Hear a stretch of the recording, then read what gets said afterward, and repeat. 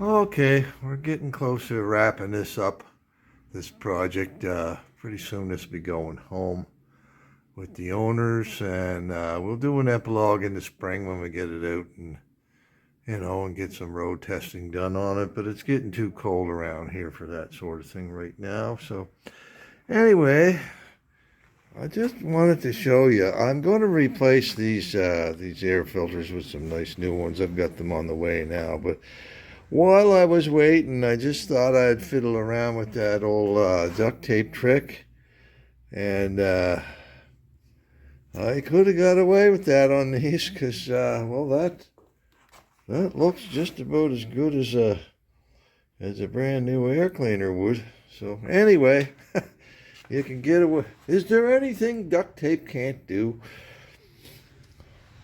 Trying to think of some of those red-green quotes. I think the other one was spare the duct tape, spoil the job. But anyway, that's with the duct tape on it, and that's without the duct tape on it. You can see all these little rusty spots here and that. Anyway, I thought that would just be a fun little project to do while I'm waiting for the new ones to come in. Okay, well, I've decided I might as well go through this little process with you and show you how I go from that to that. So, it's not as, as tough as a real chrome finish would be, but this is rough right here where the rust is. If you try to put the duct tape on over a rough surface, you're going to get rough looking duct tape. So what we're going to do is, I've just got some medium grit sandpaper here. And I'm just going to sand it back till I get a smooth surface. Get rid of that roughness that the rusty area leaves behind. You might be able to see where that red color is coming from the rust that's actually underneath there. So I'll keep going at this until I get a smooth surface. Okay, if I was really trying to be fussy with this, I could take that metal grill right off of there and just do the metal grill alone, but I'm not being fussy. I'm just playing around. But like I say, if you can find a piece of duct tape, you can go around a flat surface that's curved like that quite easily. But to go around a compound curve like, say, a headlight bucket or something, you're not going to be able to do that because you won't be able to get the tape to conform smoothly. And you get a bunch of wrinkles in it. As soon as the tape wrinkles, your goose is cooked. So you have to start over again. But like I say, it doesn't do well on compound curves, but on flat surfaces like this, you get a pretty nice looking job out of it. Now that's feeling about as smooth as it's going to get. Let's do a little more over here. Make sure I get all that rust removed. Okay. That's pretty good. Wipe that off with an old rag. Now that is ready for me to apply the handyman's secret weapon, the old duct tape. So I'm just going to put this on pause for a second and go get a piece of that. Okay. Now I've got myself a reasonably smooth piece of duct tape here. No kinks or anything in it. Yeah, I'm going to put that. Put it on there. Like that. Very carefully smooth that down. And if you get any big wrinkles in it, well, that's no big deal. You just peel it off and start again. But now I'm going to take that piece of paper. I'm going to smooth out the tape and press down really hard to make sure that I've got it bonded well to that surface. Push that down there, that down there, smooth that out.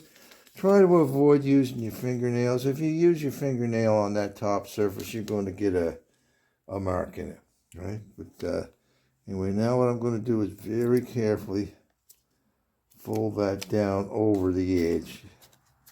You're never going to get a really smooth edge there because, again, you're trying to get the tape to conform to a surface that it just won't conform to.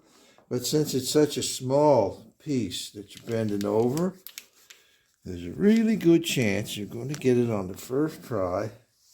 And here you can use your fingernail just on that little tiny 1/8 inch of an edge there. Make sure that you've got that pushed down there well. Use my paper again. Make sure that's down there good.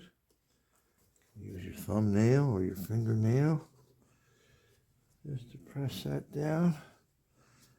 Get that edge down there smoothly. All right.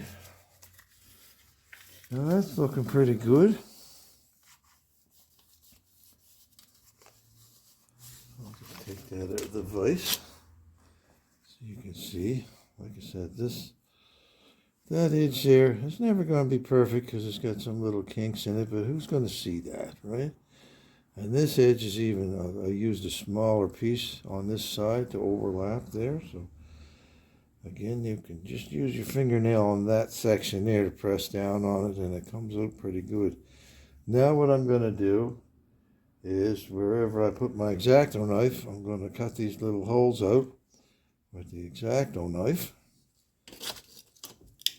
So there it is right there. Okay, so I'm going to take this, put it in the hole.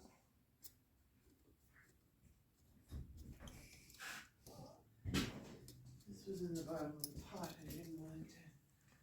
What's that? Shoot, are you videoing? I'm videoing, that's all right. Sorry. The boss come out here with some garbage for me.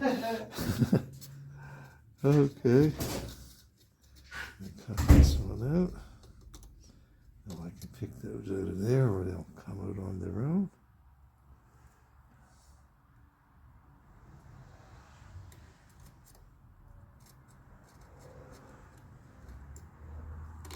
Okay.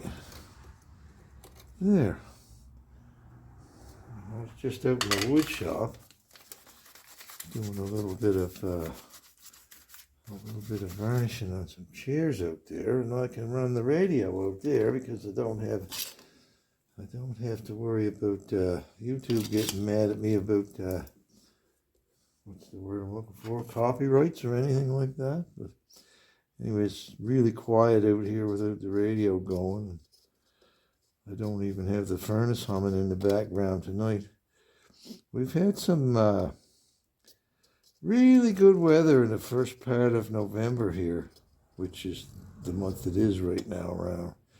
You know, I don't know when you're going to be watching this, whether it's right away or 6 months from now or whatever, but yeah, November here in Nova Scotia is frequently a pretty disappointing month, but the first part of the month, the first, I don't know, about a week and a half or so was really unusually nice for this time of the year. We had some pretty darn good weather, and you know, nobody was complaining about it, but I think that weather is broken because the last 4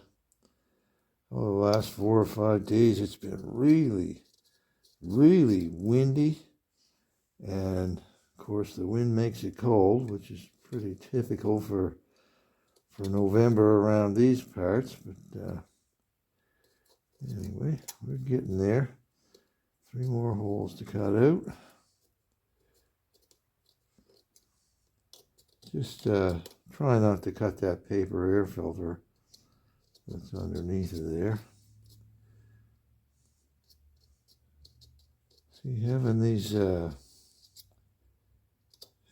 holes in here also distracts the eye from the edge of that tape. So, all right, that looks pretty good. Okay, I don't like to use my fingernails on the top Sometimes around things like the holes and that you can use it, but if you use your fingernail up here, you're going to get marks in the tape that you really don't want.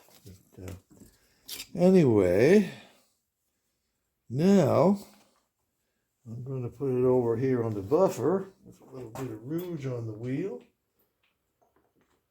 Where's my rouge? There it is. I need some new.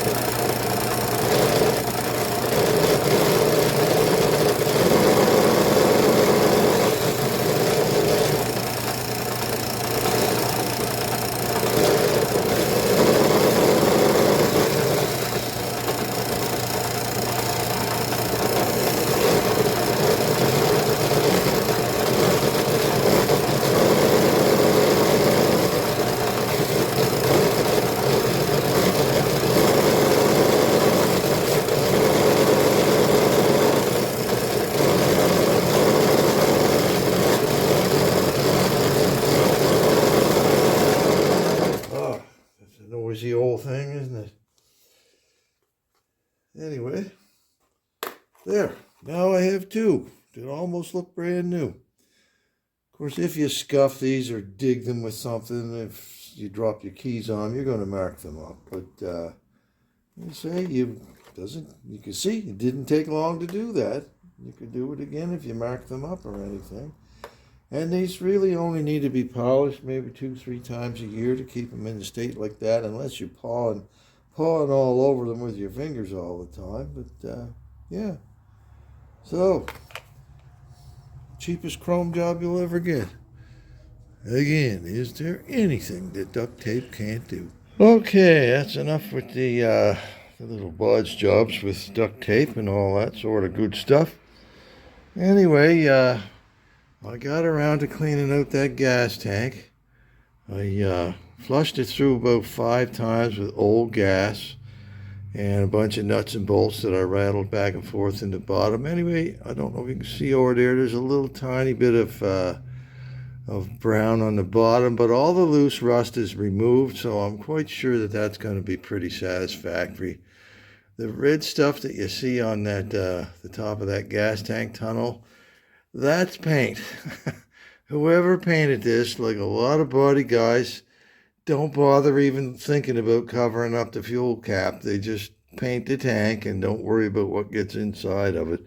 That's something that bothers me. Anyways, I cleaned up the gas cap. I sprayed a little bit of that red rust check on there so to keep that clean and stop it from rusting. So I can close that up. So I'm looking underneath here now and see if I can shine the light in there.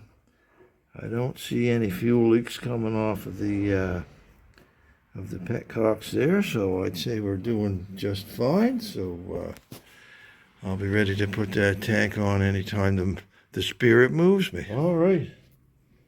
Well, that's about it for this bike. Would have been nice if I had a new headlight bucket for there, but hey, there's lots of other stuff that isn't perfect on this machine, like the front fender, these instrument cups. They don't even belong on this bike, but that's all right. They hold the instruments. That's what it's all about. It's just a rider. It's not a restoration, so that's looking good. The tank badges, I had to drill out a couple of the screw holes where the screws were broken off. There was one broken off on each side, one here, and the same one on the other side was broken off. But excuse me, no, those tank badges look pretty good. And there's the new air filter assemblies that I was waiting for. I'm not impressed with the finish on that grill. I mean, yeah, it looks nice. It's brand new. It's chrome, but it's like a matte finish. And, you know, frankly, I think the ones I did up with the aluminum duct tape actually look better than those brand new ones, but they are what they are, and I'll offer Scott and Alex those taped up ones if they want those. But anyway, side covers on. I need to check with them to see if they want me to buy a new battery for the bike now, because this is November. Or maybe they want to wait till spring and just get a new battery then. But anyway, everything's looking pretty decent. Show it to you from this angle. Oh, I even got around to polishing up that taillight bracket. I didn't take that off. I just did that right in situ. Took a bit of 400 grit water paper and sanded off that ugly cheap chrome paint, or not chrome paint, silver paint that was on there. That took me all of about 20 minutes. Didn't take any longer than that. So anyway, that looks as good as a new one, maybe even better than a new one. And so yeah, I'm pleased with the way that came out. And take a look at the bike from this side. Let's see if I stand back a little bit, get behind the Triumph, get a better look at that from this angle. So, like I say, it's not a restoration, but it certainly is a good looking rider. So anyway, they should be just fine with it. That engine sounds just beautiful. I had that started up for Scott and Alex when they were here yesterday. So anyway, this pretty much wraps up this job. The only thing I'm waiting for right now is the center stand return spring. They've got something on there right now that looks like it came off an old bid or something, and it just barely holds that kickstand up in place. I did replace the spring that was on the side stand because that was off of something else. But anyway, we'll just pan up the side of the bike here. And have a look at things from this angle. Get up here. Try to stand back a little bit. There's not a whole lot of room here in the garage. But anyway, I think that looks pretty decent for a 1969 rider. It's not, like I said, it's not restored, but you know, the motor is all redone, so it should be good, trusty machine that'll last for thousands and thousands of miles. It should give hours and hours and hours of pleasure. So anyway, I'm gonna let Scott and Alex take that home whenever the spirit moves them. Well, as soon as I get the center stand spring on, and we have a postal strike going on right now, so I'll have to just wait till that shows up. But anyway, in the springtime, when the boys are ready to put this on the road, I'll probably take this bike back in here, and we'll do a little epilogue to see if there was any bugs I had to work out or not. But for now, I think we'll call this BSA Engine Rebuild project done. Thank you so much for watching. Be kind to each other, and we'll see you next time. Okay, now, just before I sign off, geez, listen to that wind blowing out there. We've hit a real nasty November this year. Early in November, first week or so, it was actually pretty decent out. We did see a lot of sunshine, but then with the sunshine, you get those cool frosty nights and stuff. But anyway, the last 2.5 weeks or so, we've had stalled low pressure systems over us and that sort of thing. And just when one moves away, then we get another one. So anyways, today the wind is back blowing like crazy again, and the rain is just pouring outside. So anyway, that's not why I decided to extend this little video a little bit further. I've extended it because I wanted to give a shout out to a couple of buddies of mine. If you like this sort of video with fellas like me working out in the shop, you know, their own home shop, just doing what they love to do, then check out ECRN Garage. That's run by my buddy Adam Burton. He does a lot of different stuff at his house. There's a lot of motorcycle stuff, but he also does a little bit of car and truck videos and that sort of thing. So you can check him out. Or there's also my buddy Gus Cameron. I used to sail with him years ago. And he does a lot of stuff for the retired vets around here and that sort of thing. And he's got his own channel that's called This Old Chopper. And he's also trying to set up a shop around here where vets can go to, you know, to turn wrenches and that sort of thing for their own mental health and that sort of stuff. So you could check Gus out, like I say, on This Old Chopper. Or what's the other thing it's called? Wrenching for Wellness. That's the other channel that he's got. So anyways, if you want, you can check those two guys out. Meanwhile, stay warm, stay dry, and we'll see you next time.